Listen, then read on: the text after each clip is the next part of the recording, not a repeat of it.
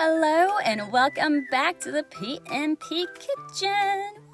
My gluten-free frenzies, so good to see you here. Today we are kicking it back to the classics with some stuffed peppers. I call these Kris Stuffed Peppers just because I mix up some ingredients a little different to really add some flavors to these beauties. I love these things. Here is your guide for reference so you have an idea what you may or may not be using and doing. And here's what I use. A half pound of ground beef or turkey, your bell pepper color of choice, 1 onion, a ranch seasoning packet mix, rice, tomato sauce, Worcestershire sauce, cheddar cheese, which is optional, and vinegar if you're making my special sauce for topping. Oops, forgot the brown sugar. If you're gonna make my special sauce for the topping, you will also need some brown sugar. We will get into that sauce a little bit later. To the peppers. Grab 3 to 4 bell peppers, your color of choice. My tummy says no to the green ones nowadays, so I stick with any color but that. You'll need a half a cup of rice. I always like to go to jasmine rice because I like its quality and consistency. You will need 1 tablespoon of Worcestershire sauce. VO pronunciation to its best. Half of a yellow onion, and half a pound of ground beef or ground turkey. Almost any recipe that asks for ground beef, you can always substitute with ground turkey.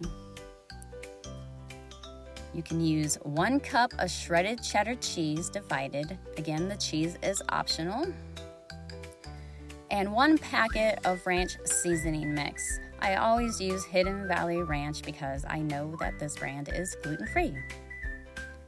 All right, then 2 8-ounce cans of tomato sauce divided. If you're not gonna make the special sauce, then you can get by with just 1 8-ounce can of tomato sauce. If you are going to take your hand at making my special sauce, then you will also need 2 tablespoons of white vinegar and 1/4 cup of brown sugar. Let's get to those peppers. All right, so let's take your onion, whatever you chose. I usually use yellow. You can use a full onion or a half onion, and we're gonna chop that sucker up as usual. And we're gonna add it to your skillet, a large skillet with your ground beef or turkey, and cook that at medium heat for about 7 to 10 minutes. Once the meat is browned and cooked through, we're gonna drain the fat and return it to the skillet. Then add your 1 8-ounce can of tomato sauce, but please reserve 3 tablespoons of that sauce for later on in the baking process.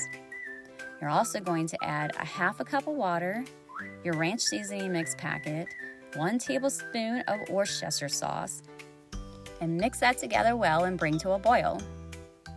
Let's add the rice and mix well.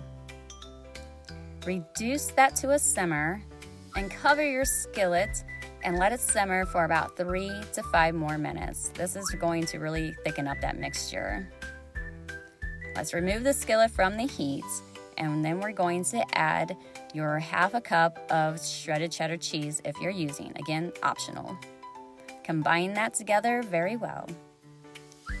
Let's grab your baking dish and a square 8x8 or round baking dish. I always choose round just because it holds the peppers better. And you're gonna mix 4 tablespoons of water with 3 tablespoons of that reserved tomato sauce that you had left behind earlier in the recipe. We're gonna cut the tops off the peppers and pull all the seeds out and then place them in your baking dish open side up. All right, the important part, stuff.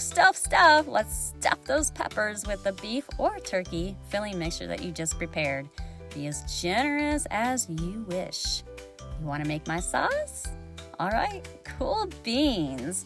You're gonna love it, you won't regret it. So let's grab that 1 8-ounce can of tomato sauce, and we are going to mix that in a little pot with 1/4 cup of brown sugar and 2 tablespoons of white vinegar. So let's mix all those ingredients together in a small pot and bring to a small boil. Then reduce the heat and simmer it for just a minute. This only needs to be heated through, but not boiled. Just warm up. So top those peppers with that yummy, delicious special sauce, and if you want, leave some behind for later topping. Then sprinkle on your remaining cheese or desired amount if using. Again, the cheese is optional. All right, grab a piece of foil and spray one side of the foil with your cooking oil and cover up your baking dish. This is done so that the cheese, if you're using, will not stick to the foil. And you're gonna bake that in the oven at 400 degrees Fahrenheit, 35 to 40 minutes. Ding! All done. Look at that. Who could ask for anything better? Yum, yum, yum. Just gorgeous. Pat yourself on the back. You should be so proud of yourself. And everybody's gonna love it. If you made that special sauce, I recommend topping it off with that yummy, yummy stuff. Now let's take a peekaboo inside. Gorgeous. I hope you enjoy eating this as much as you did making it. And we shall see you again for even more. Lots and lots of recipes are coming your way in the PmP Kitchen. See you then.